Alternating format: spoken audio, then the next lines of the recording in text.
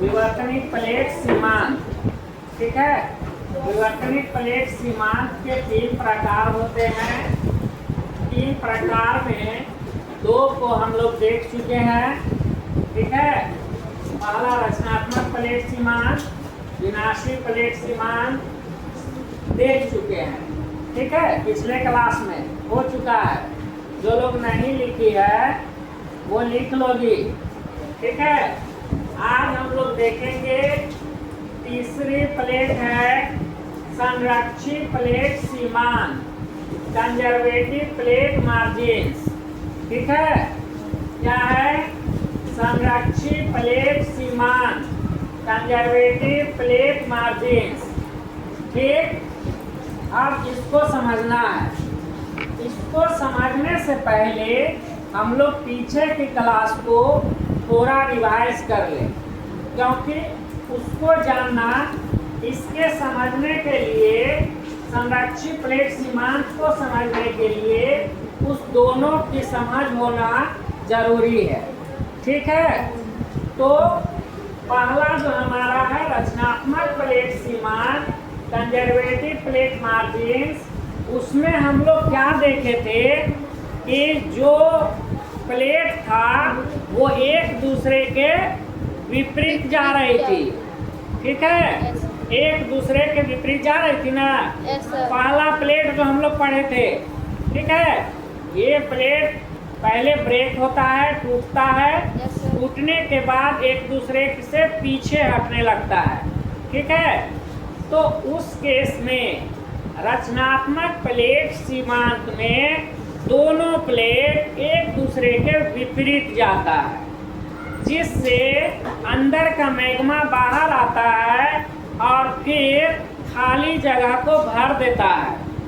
ठीक है, वो मैग्मा बाहर आकर हवा के कांटेक्ट में, संपर्क में, ठोस में परिवर्तित हो जाता है और फिर वहाँ पे जैसे जैसे जगह खाली होता है वैसे वैसे मैग्मा उसको वहाँ पर भरता जाता है और ठोस होकर फिर से एक नई स्थल भाग का, ठोस पदार्थ का क्या करता है? रचना करता है, रचना करता है। ठीक है, इसलिए इस प्लेट को रचनात्मक प्लेट सीमांत कहते हैं। ठीक है, प्लेट जैसे जैसे खिसक रहा है, खाली जगह हो रहा है, वहाँ पे मैग्मा नया स्थल भाग का निर्माण करता है। ठीक है, पहला था। लेकिन दूसरे में क्या था? विनाशी प्लेट सीमांत, डिस्ट्रक्टिव प्लेट मार्जिन्स। दूसरे में था कि 2 प्लेट टूटा या 2 प्लेट पहले से अगर हटा हुआ है, ठीक है, तो वो पास आता है। पास आता है तो पास आने के केस में क्या हुआ था कि जो भारी प्लेट होता है वो नीचे की ओर धंस गया। ठीक है, मैग्मा में, और जो हल्की प्लेट थी वो ऊपर की ओर, थोड़ा ऊपर की ओर आ गया। ठीक है, अब ये दोनों प्लेट चल रहा है एक दूसरे की तरफ। ठीक है, एक दूसरे की तरफ जा रहा है, तो जो नीचे जो भारी प्लेट थी वो नीचे की ओर धंस गई, तो ये अंदर की ओर समा जाता है। ये ऊपर है ना, हल्की प्लेट ऊपर है, भारी प्लेट नीचे चली गई, अब वो आ रहा है अब नीचे की ओर, इसके हल्की प्लेट के नीचे में समा जाता है। अब ये जब समाएगा तो इसके नीचे, प्लेट के नीचे क्या है? मैग्मा है, मैग्मा है ना, तो वहाँ का तापमान अधिक है। अब ये प्लेट जैसे जैसे अंदर की ओर जाएगी वैसे वैसे क्या होगा कि ये पार्ट इसका टूटता जाएगा और टूट कर अंदर में पिघलता जाएगा और मैग्मा में परिवर्तित होता जाएगा। अर्थात ये समझ में आया कि ये प्लेट, भारी प्लेट जैसे जैसे इसके अंदर जा रहा है वैसे वैसे क्या हो रहा है? इसका विनाश हो रहा है ना। Yes, sir. इस प्लेट का विनाश हो रहा है धीरे धीरे, है ना। Yes, sir. तो इसी विनाश होने के कारण इस प्लेट का नाम विनाशी प्लेट सीमांत, डिस्ट्रक्टिव प्लेट मार्जिन्स कहा गया। ठीक है, कोई दिक्कत नहीं है ना। अब ये दोनों में ऐसा हुआ, अब तीसरा केस क्या हो सकता है?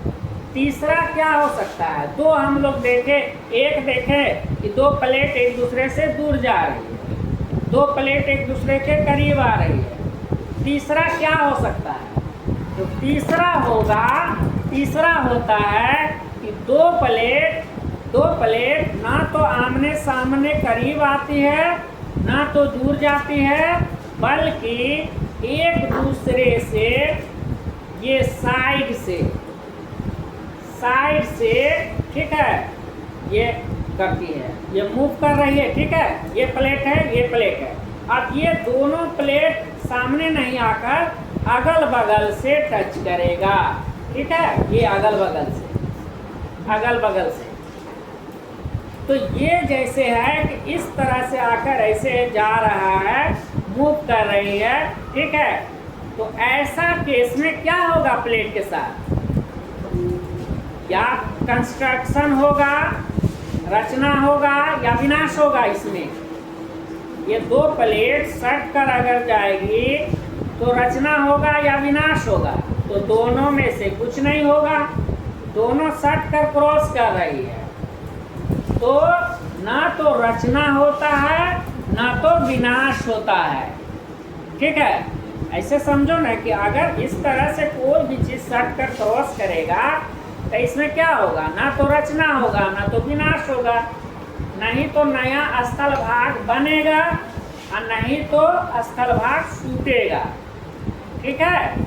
तो इस केस में, तीसरा केस में संरक्षित प्लेट सीमांत में, कंजर्वेटिव प्लेट मार्जिन्स में दो प्लेट आपस में साइड बाय साइड जो है ना रगड़ खाकर क्रॉस करती है, ये इस तरह, ठीक है। ऐसे प्लेट को, चूंकि इन प्लेटों में ना तो विनाश होता है और न ही तो रचना होता है, ना तो स्थल भाग का नया रचना होता है और ना तो विनाश होता है। इसलिए इस प्लेट को संरक्षित प्लेट कहा जाता है। क्या कहा जाता है? संरक्षित प्लेट कहा जाता है। प्लेट सीमांत कहा जाता है, कंजर्वेटिव प्लेट मार्जिन्स कहा जाता है। कंजर्वेटिव मीन्स होता है अपोज टू चेंज, मतलब किसी भी चेंजिंग को अपोज करना, यानी कोई भी परिवर्तन नहीं होना, जैसा प्लेट था वैसा ही रहेगा, ना तो विनाश होगा ना तो रचना होगा, ठीक है। क्लियर? कोई दिक्कत नहीं ना।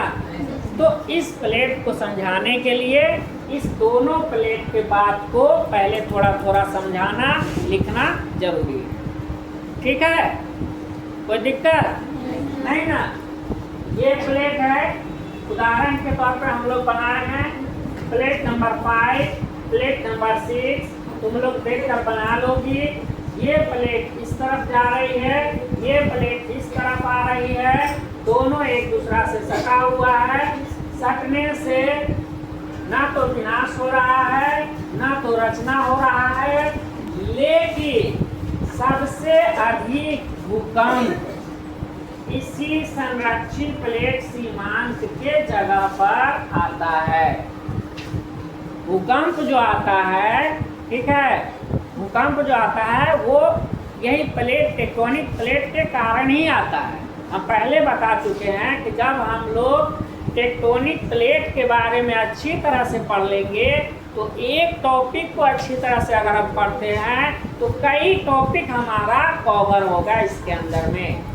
तो यहाँ पर भूकंप भी कवर होता है कि जो भूकंप हम लोग देखते हैं आता है भूकंप, उसका भी मुख्य कारण प्लेट ही है, प्लेट का गति करना, प्लेट का मूवमेंट करना। तो तीनों प्लेट में भूकंप आ सकता है, लेकिन सबसे ज़्यादा भूकंप का महसूस संरक्षित प्लेट सीमांत के पास किया जाता है, ठीक है, क्योंकि ये रगड़ खाते रहता है आपस में। तो इसके रगड़ से दोनों प्लेट में क्या होता है? भूकंप आता है, कंपन होता है। याद रहेगा? ठीक है, इसलिए इस टॉपिक को समझने के लिए अच्छा से कह रहे हैं, क्योंकि ये बहुत सारे टॉपिक का समाधान करता है, बहुत सारे क्वेश्चन का समाधान करता है, बहुत सारे प्रॉब्लम का समाधान किया है। जैसे महाद्वीप का विकास कैसे हुआ, समुद्र का विकास कैसे हुआ, ठीक है, भूकंप कैसे आता है, ज्वालामुखी कैसे आता है।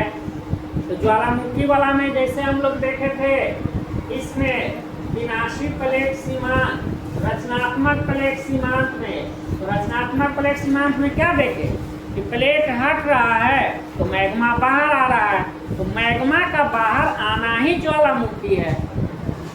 कहीं पर भी मैग्मा बाहर की ओर आएगा तो वहां पर ज्वालामुखी उद्गार होगा। तो सबसे ज़्यादा ज्वालामुखी उद्गार कहाँ पे होता है, तो रचनात्मक प्लेट सीमांत के पास, ठीक है। तो एक टॉपिक है विवर्तनिक प्लेट सीमांत और कई प्रश्नों का उत्तर है इसमें छुपा हुआ। तो एक टॉपिक हम लोग कंप्लीट आज कर रहे हैं और बारी बारी से इससे संबंधित कौन कौन सा प्रॉब्लम सॉल्व होता है इसे अगले क्लास में हम लोग करेंगे।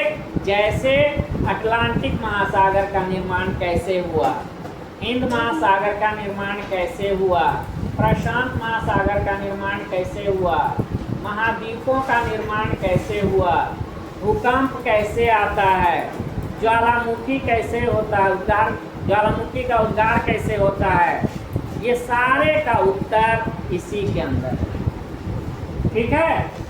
तो नेक्स्ट क्लास में हम लोग देखेंगे। समझ में आ गया, हम लोग लिख लेंगे इसको, कॉपी कलम निकाल लो, घर नहीं